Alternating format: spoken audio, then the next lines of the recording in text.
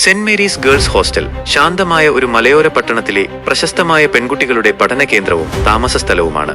അവിടെ വിവിധ സ്വപ്നങ്ങളുമായി എത്തിയ നൂറുകണക്കിന് വിദ്യാർത്ഥിനികൾ ഒരുമിച്ച് ജീവിക്കുന്നു. എന്നാൽ ഒരു ദുഃഖകരമായ പ്രഭാതത്തിൽ ഹോസ്റ്റലിലെ ഒരു മുറിയിൽ സീനിയർ വിദ്യാർത്ഥിനിയായ അഞ്ജലിയെ മരിച്ച നിലയിൽ കണ്ടെത്തുന്നു. പോലീസ് സ്ഥലത്തെത്തി അന്വേഷണം ആരംഭിക്കുന്നു. പ്രാഥമിക വിലയിരുത്തലിൽ സാഹചര്യങ്ങൾ ആത്മഹത്യയിലേക്ക് വിരൽ ചൂണ്ടുന്നു എന്ന് അവർ നിഗമനം ചെയ്യുന്നു. എന്നാൽ ഹോസ്റ്റലിലെ കാര്യങ്ങളെക്കുറിച്ച് നന്നായി അറിയുന്ന വാർഡന് ഈ കണ്ടെത്തലിൽ ശക്തമായ വിയോജിപ്പുണ്ടായിരുന്നു. അഞ്ജലിയുടെ സ്വഭാവവും പെരുമാറ്റവും ആത്മഹത്യ ചെയ്യുന്ന ഒരാളുടേതായിരുന്നില്ലെന്ന് അയാൾ ഉറച്ചു വിശ്വസിച്ചു. അഞ്ജലിയുടെ അടുത്ത സുഹൃത്തും റൂംമേറ്റുമായ മീരയും പോലീസിന്റെ നിഗമനങ്ങളെ ചോദ്യം ചെയ്തു. അഞ്ജലിക്ക് ആത്മഹത്യാ പ്രവണതകളൊന്നും ഉണ്ടായിരുന്നില്ലെന്ന് അവളും വാദിച്ചു. പക്ഷേ പോലീസ് അവരുടെ വാക്കുകൾക്ക് വേണ്ടത്ര പ്രാധാന്യം നൽകിയില്ല. കേസ് പെട്ടെന്ന് അവസാനിപ്പിക്കാനുള്ള ശ്രമങ്ങൾ നടന്നു. ഈ നിർണായക ഘട്ടത്തിലാണ് അപ്രതീക്ഷിതമായ ഒരു വഴിത്തിരിവുണ്ടാകുന്നത്.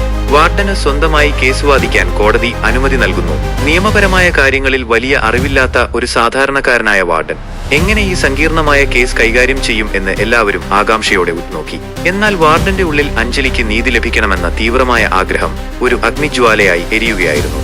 കോടതി നടപടികൾ ആരംഭിച്ചു. വാർഡൻ തന്റെ വാദങ്ങൾ ലളിതവും വ്യക്തവുമായ ഭാഷയിൽ അവതരിപ്പിച്ചു. അയാൾ നിയമപരമായ പദങ്ങളോ സങ്കീർണമായ തന്ത്രങ്ങളോ ഉപയോഗിച്ചില്ല. പകരം ഒരു സാധാരണക്കാരന് മനസ്സിലാക്കാവുന്ന ലളിതമായ ചോദ്യങ്ങളിലൂടെയും ശ്രദ്ധേയമായ നിരീക്ഷണങ്ങളിലൂടെയും അയാൾ തന്റെ സംശയങ്ങൾ കോടതിയുടെ ശ്രദ്ധയിൽ കൊണ്ടുവന്നു. അഞ്ജലിയുടെ സ്വഭാവത്തിലെ സവിശേഷത.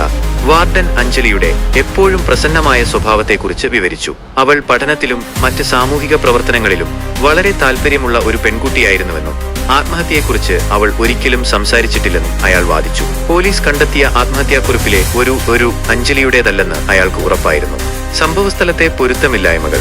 അഞ്ജലിയുടെ മൃതദേഹം കണ്ടെത്തിയ മുറിയിലെ ചില പൊരുത്തമില്ലായ്മകൾ വാർഡൻ കോടതിയുടെ ശ്രദ്ധയിൽപ്പെടുത്തി. വാതിൽ അകത്തുനിന്ന് പൂട്ടിയിരുന്നത്, മുറിയിലെ മറ്റ് ചില വസ്തുക്കളുടെ ക്രമം തെറ്റിയിരുന്നത് എന്നിവയിൽ അയാൾ സംശയം പ്രകടിപ്പിച്ചു. ഇതൊരു ആത്മഹത്യയാണെന്ന് പോലീസ് ഉറപ്പിച്ചു പറയുമ്പോഴും ചില കാര്യങ്ങൾ വിശ്വസിക്കാൻ പ്രയാസമാണെന്ന് വാർഡൻ തറപ്പിച്ചു പറഞ്ഞു. ഹോസ്റ്റലിലെ മറ്റ് അന്തേവാസികളുടെ പെരുമാറ്റത്തിലെ വ്യതിയാനങ്ങൾ.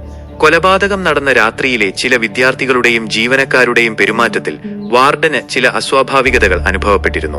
ഭയം കാരണം പലരും അന്ന് റൊനേര ആയിരുന്നുവെങ്കിലും വാർഡൻ അവരെ രഹസ്യമായി സമീപിച്ച് ചില പ്രധാന വിവരങ്ങൾ ശേഖരിച്ചു. ഈ വിവരങ്ങൾ അയാൾ കോടതിയിൽ അവതരിപ്പിച്ചു. വാർഡന്റെ ലളിതമായ വാദങ്ങൾ കേട്ട് കോടതിയും പ്രോസിക്യൂഷനും ഒരൽപ്പം അമ്പരന്നു. നിയമപരമായ അടിത്തറയില്ലെങ്കിലും അയാളുടെ നിരീക്ഷണങ്ങൾക്ക് പിന്നിൽ ചില സത്യങ്ങളുണ്ടെന്ന് ചിലർക്ക് തോന്നിത്തുടങ്ങി. മാധ്യമങ്ങളും പൊതുജനങ്ങളും ഈ അസാധാരണമായ നിയമ പോരാട്ടത്തെ ആകാംക്ഷയോടെ പിന്തുടർന്നു.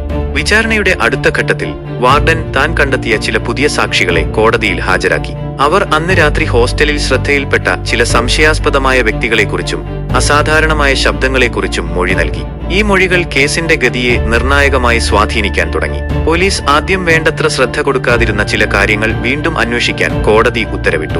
പുനരന്വേഷണത്തിൽ അഞ്ജലിയുടെ കൊലപാതകവുമായി ബന്ധപ്പെട്ട വളരെ പ്രധാനപ്പെട്ട ചില തെളിവുകൾ പോലീസിന് ലഭിച്ചു. അഞ്ജലിയുടെ മുറിയിൽ നിന്നും പിന്നീട് മൃതദേഹം കണ്ടെത്തിയ കിണറിന്റെ പരിസരത്ത് നിന്നും മറ്റൊരാളുടെ വിരലടയാളം കണ്ടെത്തി. ഈ പുതിയ കണ്ടെത്തൽ വാർഡന്റെ വാദങ്ങൾക്ക് കൂടുതൽ ബലം നൽകി. അവസാനം വാർഡന്റെ അചഞ്ചലമായ നിശ്ചയദാർഢ്യത്തിനും ലളിതവും എന്നാൽ ശക്തവുമായ വാദങ്ങൾക്കും മുന്നിൽ സത്യം വെളിപ്പെട്ടു.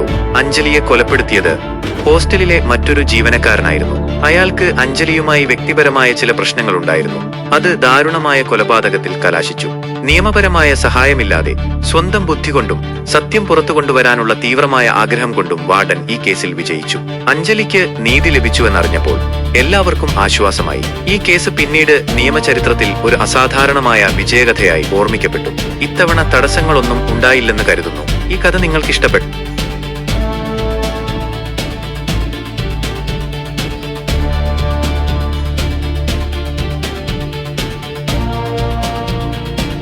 അഞ്ജലിയെ ആ ജീവനക്കാരൻ എങ്ങനെയാണ് കൊലപ്പെടുത്തിയത് എന്ന് കൂടുതൽ വ്യക്തമായി ഞാൻ പറയാം. അന്വേഷണത്തിൽ കണ്ടെത്തിയ വിവരങ്ങളും സാഹചര്യ തെളിവുകളും അനുസരിച്ചുള്ള ഒരു വിശദീകരണമാണിത്. ഹോസ്റ്റലിലെ ഒരു താൽക്കാലിക ജീവനക്കാരനായിരുന്നു അയാൾ. പേര് രാജേഷ്. കുറച്ചു നാളുകളായി അയാൾ ഹോസ്റ്റലിൽ ജോലി ചെയ്തു വരികയായിരുന്നു. അഞ്ജലിയുമായി അയാൾക്ക് മുൻപരിചയമുണ്ടായിരുന്നു. എന്നാൽ ആ പരിചയം സൗഹൃദപരമായിരുന്നില്ല. ചില വ്യക്തിപരമായ കാര്യങ്ങളിൽ ഇരുവരും തമ്മിൽ രഹസ്യമായ ഒരു തർക്കം നിലനിന്നിരുന്നു. അഞ്ജലി ഇത് മറ്റുള്ളവരോട് പറയുമെന്ന് രാജേഷ് ഭയന്നു. ഇത് അയാളെ കൂടുതൽ വിദ്വേഷിയാക്കി. സംഭവ ദിവസം രാത്രി എല്ലാവരും ഉറങ്ങിയെന്ന് ഉറപ്പാക്കിയ ശേഷം രാജേഷ് രഹസ്യമായി അഞ്ജലിയുടെ മുറിയിലേക്ക് പോയി. അഞ്ജലി ഉറക്കത്തിലായിരുന്നില്ല. വാതിൽ തുറന്നപ്പോൾ രാജേഷിനെ കണ്ടതും അവൾ ഭയന്നു. അവർ തമ്മിൽ വാക്കേറ്റമുണ്ടായി. രാജേഷ് അവളെ ഭീഷണിപ്പെടുത്താൻ ശ്രമിച്ചു. എന്നാൽ അഞ്ജലി വഴങ്ങിയില്ല. തർക്കം മൂത്തപ്പോൾ രാജേഷ് നിയന്ത്രണം വിട്ടു. അഞ്ജലിയുടെ മുറിയിൽ വെച്ച് തന്നെ അയാൾ അവളെ ശ്വാസം മുട്ടിച്ച് കൊലപ്പെടുത്തി. കൊലപാതകത്തിന് ശേഷം ഇത് ആത്മഹത്യയാണെന്ന് വരുത്തി തീർക്കാൻ രാജേഷ് ശ്രമിച്ചു. മുറിയിലെ ചില സാധനങ്ങൾ അയാൾ മാറ്റിവെച്ചു. പിന്നീട് മൃതദേഹം ആരും പെട്ടെന്ന് ശ്രദ്ധിക്കാത്ത പഴയ കിണറ്റിൽ കൊണ്ടുപോയി തള്ളുകയായിരുന്നു അയാളുടെ ലക്ഷ്യം. അയാൾ അഞ്ജലിയുടെ മൃതദേഹം പുതപ്പിൽ പൊതിഞ്ഞ് രാത്രിയുടെ മറവിൽ ഹോസ്റ്റലിന്റെ പിൻവശത്തുള്ള ഉപയോഗിക്കാത്ത കിണറിനടുത്തേക്ക് കൊണ്ടുപോയി. കിണർ ആഴമുള്ളതും കാടുകൾ നിറഞ്ഞതുമായിരുന്നു. അവിടെ മൃതദേഹം തള്ളിയാൽ ആരും പെട്ടെന്ന് കണ്ടെത്തുകയില്ലെന്ന് അയാൾ കണക്കുകൂട്ടി. എന്നാൽ അയാൾ ചെയ്ത ഒരു പ്രധാന തെറ്റ് കൊലപാതകം നടന്ന മുറിയിൽ നിന്നും കിണറിന്റെ പരിസരത്തു നിന്നും അവന്റെ വിരലടയാളങ്ങൾ മായ്ക്കാൻ മറന്നു എന്നതാണ്. കൂടാതെ അഞ്ജലിയുടെ പ്രതിരോധത്തിനിടയിൽ അവളുടെ നഖങ്ങളിൽ നിന്ന് രാജേഷിന്റെ ശരീരത്തിലെ ചില രോമങ്ങളും പോലീസിന് ലഭിച്ചു. വാർഡൻ കോടതിയിൽ ശക്തമായ വാദങ്ങൾ ഉന്നയിക്കുകയും കിണറിനെ കുറിച്ച് സംശയം പ്രകടിപ്പിക്കുകയും ചെയ്തതിനെ തുടർന്ന് പോലീസ് വീണ്ടും ആ ഭാഗത്ത് വിശദമായ പരിശോധന നടത്തി. ഫോറൻസിക് വിദഗ്ധർ നടത്തിയ സൂക്ഷ്മ പരിശോധനയിൽ രാജേഷിന്റെ വിരലടയാളം കിണറിന്റെ വശങ്ങളിൽ നിന്നും ലഭിച്ചു. അഞ്ജലിയുടെ മുറിയിലെ ചില ഭാഗങ്ങളിലും അവന്റെ സാന്നിധ്യം തെളിയിക്കുന്ന സൂചനകൾ ലഭിച്ചു. കൂടാതെ രാജേഷിന്റെ പെരുമാറ്റത്തിൽ ഹോസ്റ്റലിലെ മറ്റു ചില ജീവനക്കാർക്ക് സംശയം തോന്നിയിരുന്നു. അവർ ഇത് വാർഡനെ അറിയിക്കുകയും വാർഡൻ ഇത് കോടതിയിൽ സൂചിപ്പിക്കുകയും ചെയ്തു. ഇതെല്ലാം രാജേഷിനെ കുടുക്കാൻ പോലീസിനെ സഹായിച്ചു. അങ്ങനെ സാഹചര്യ തെളിവുകൾ, ശാസ്ത്രീയ തെളിവുകൾ, സാക്ഷിമൊഴികൾ എന്നിവയുടെ അടിസ്ഥാനത്തിൽ രാജേഷാണ് അഞ്ജലിയെ കൊലപ്പെടുത്തിയതെന്ന് പോലീസ് ഉറപ്പിച്ചു. അയാൾ കുറ്റം സമ്മതിക്കുകയും ചെയ്തു. വ്യക്തിപരമായ വൈരാഗ്യമാണ് കൊലപാതകത്തിലേക്ക് നയിച്ചതെന്ന് അയാൾ പോലീസിനോട് പറഞ്ഞു. ഇതായിരുന്നു ആ ജീവനക്കാരൻ അഞ്ജലിയെ കൊലപ്പെടുത്തിയ രീതിയും അയാൾ എങ്ങനെ കുടുങ്ങി എന്നതിന്റെയും വിശദാംശങ്ങൾ. ഈ വിവരങ്ങൾ താങ്കൾക്ക് വ്യക്തമായി മനസ്സിലായി എന്ന് കരുതുന്നു.